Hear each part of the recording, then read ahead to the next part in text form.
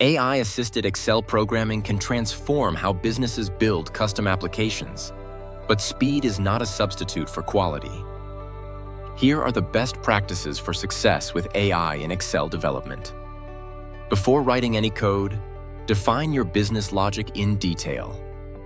Write down every rule, such as when reorders trigger or how adjustments are handled. AI tools like Copilot are fast, but they cannot understand your unique business processes.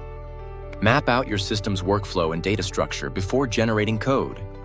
Let AI handle repetitive tasks, but always design the architecture yourself to ensure every part fits together. AI-generated code can look perfect, but still fail in real scenarios.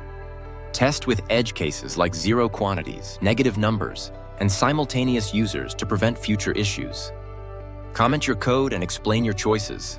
Documentation ensures you can understand decisions months later and maintains clarity as your system evolves. Use Visual Basic for applications, or VBA, for Excel-specific automation, and Python for heavy data processing or machine learning. Select the right tool for each task.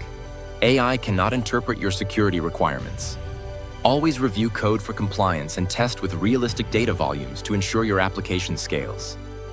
AI accelerates development, but expertise ensures reliability.